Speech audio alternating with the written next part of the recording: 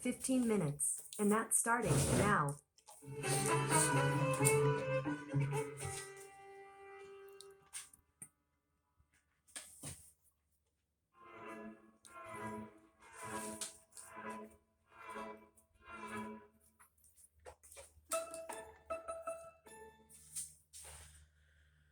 Line 92, the paperweight. The image of those old-fashioned horrors strangely haunted our poet. I have clipped from a newspaper that recently reprinted it, an old poem of his where the souvenir shop also preserves a landscape admired by the tourist. Mountain view. Between the mountain and the eye, the spirit of the distance draws a veil of blue amorous gauze, the very texture of the sky. A breeze reaches the pines, and I join in the general applause. But we all know it cannot last. The mountain is too weak to wait, even if reproduced and glassed in me as in a paperweight. Line 98 on Chapman's Homer, a reference to the title of Keats' famous sonnet, often quoted in America, which, owing to a printer's absent-mindedness, has been drolly transposed from some other article into the account of a sports event. For other vivid misprints, see note to line 802.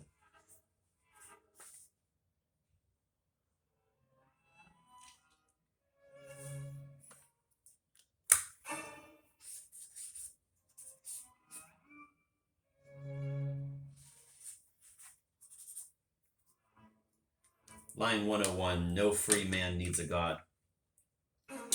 When one considers the numberless thinkers and poets in the history of human creativity whose freedom of mind was enhanced rather than stunted by faith, one is bound to question the wisdom of this easy aphorism. See also note to line 549.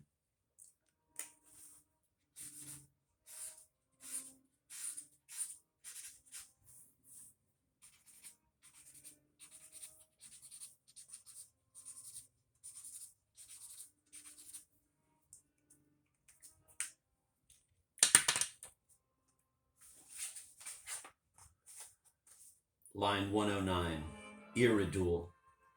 An iridescent cloudlet, Zemblin Mutterpearlwelk. The term iridule is, I believe, Shade's own invention. Above it, in the fair copy, card 9, July 4th, he has written in pencil, quote, peacock hurl, end of quote. The peacock hurl is the body of a certain sort of artificial fly, also called, quote, alder, end of quote. So the owner of this motor court, an ardent fisherman, tells me. See also the, quote, strange nacreous gleams, end of quote, in line 634. Line 119, Dr. Sutton. This is a recombination of letters taken from two names, one beginning in Sut, the other ending in Tun. Two distinguished medical men, long retired from practice, dwelt on our hill. Both were very old friends of the Shades. One had a daughter, president of Sybil's Club. And this is the Dr. Sutton I visualize in my notes to lines 181 and 1000. He is also mentioned in line 986.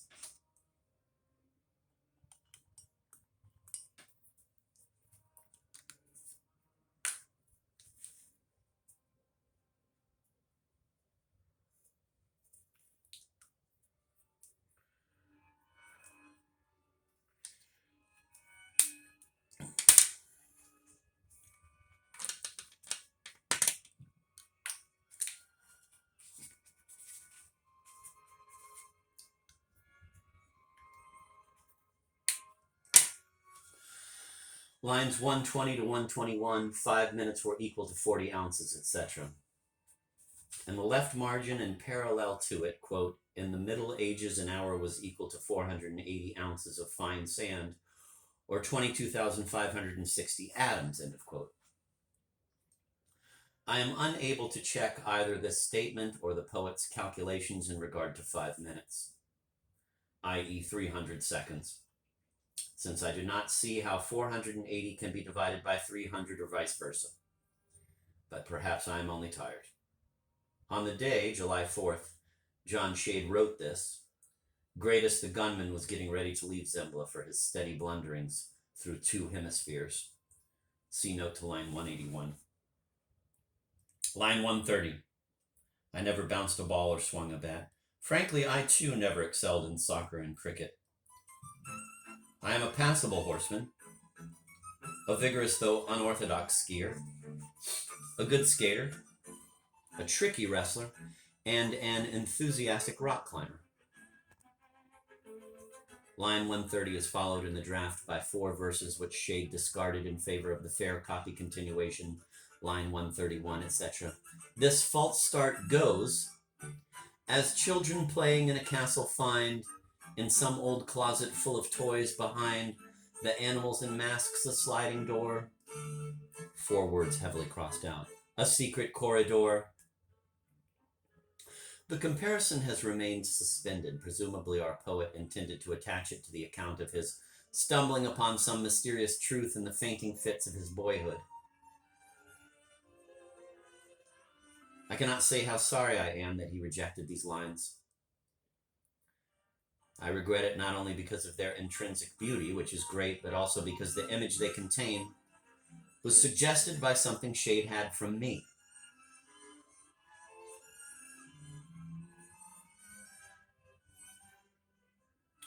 I have already alluded in the course of these notes to the adventures of Charles Xavier, last king of Zembla, and to the keen interest my friend took in the many stories I told him about that king.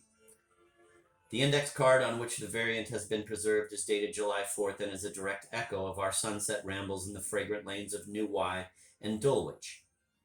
Tell me more, he would say as he knocked his pipe empty against a beech trunk. And while the colored cloud lingered, and while far away in the lighted house on the hill, Mrs. Shade sat quietly enjoying a video drama, I gladly acceded to my friend's request. In simple words, I described the curious situation in which the king found himself during the first months of the rebellion.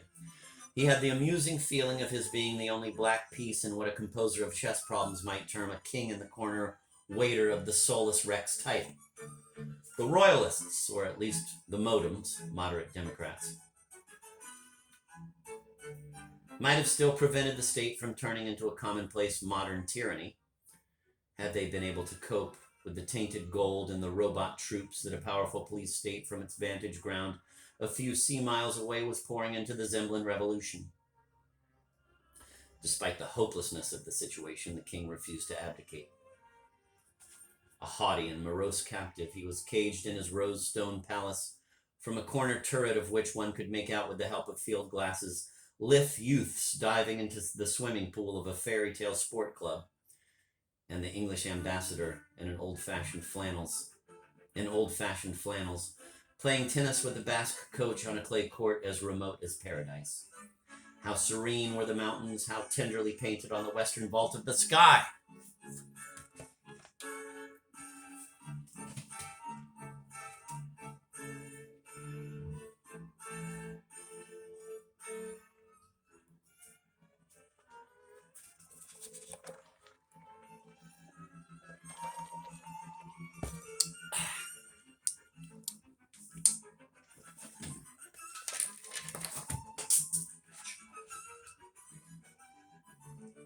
Somewhere in the midst of the city there occurred every day disgusting outbursts of violence, arrests, and executions, but the great city rolled on as smoothly as ever.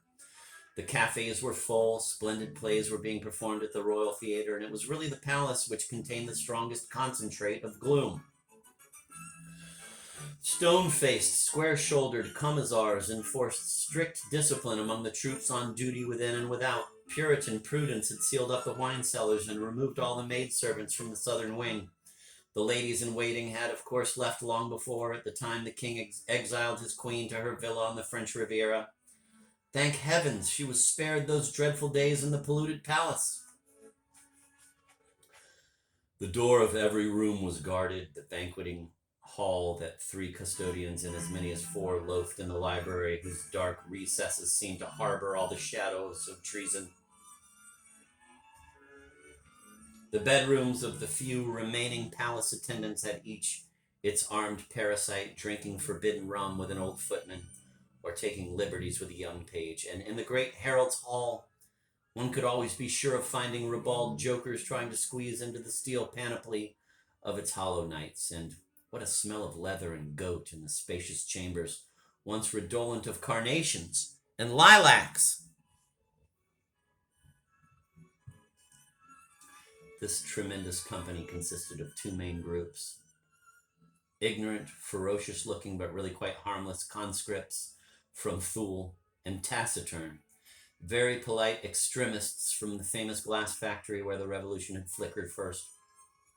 One can now reveal, since he is safe in Paris, that this contingent included at least one heroic royalist so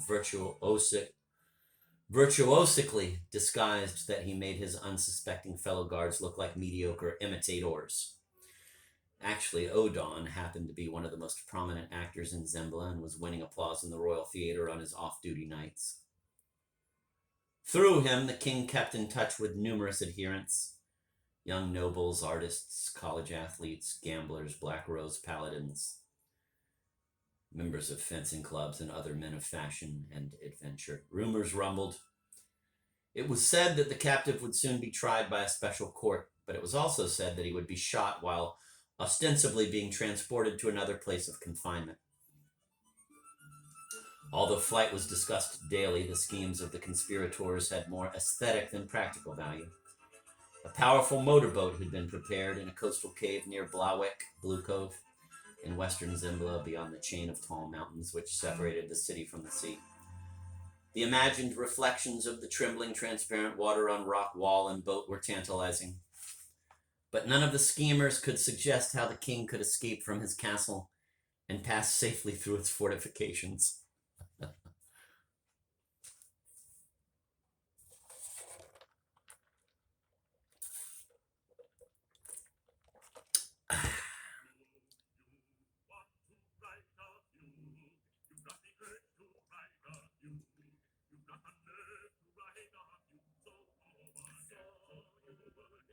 Hey Google, play the overture to Candide by Leonard Bernstein. Okay, playing Candide Overture. Leonard Bernstein conducting on YouTube Music. This tremendous company consisted of 2 main groups. Ignorant, already read that, sorry. One August day, at the beginning of his 3rd month of luxurious captivity in the Southwest Tower, he was accused of using a fop's hand mirror and the sun's cooperative rays to flash signals from his lofty casement. The vastness of the view it commanded was denounced not only as conducive to treachery, but as producing in the surveyor an airy sense of superiority over his low-lodged jailers. Accordingly, one evening the king's cot and pot were transferred to a dismal lumber room on the same side of the palace, but on its 1st floor. Many years before, it had been the dressing room of his grandfather, Thurgus III.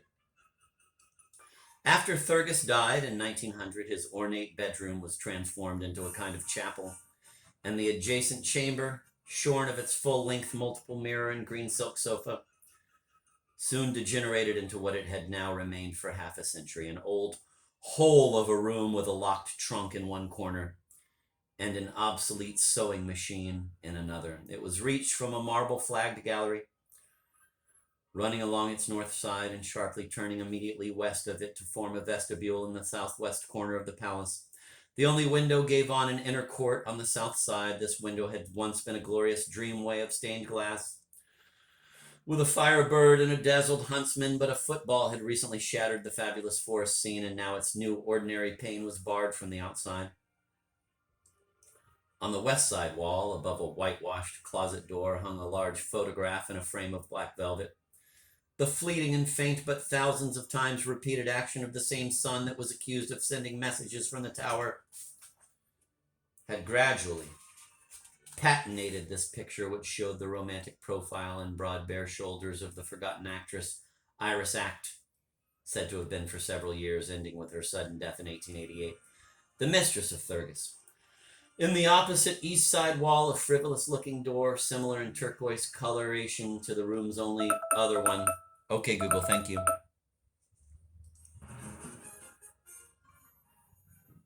Opening into the gallery, but securely hasped, had once led to the old rake's bedchamber. It had now lost its crystal knob, and was flanked on the east side wall by two banished engravings belonging to the room's period of decay.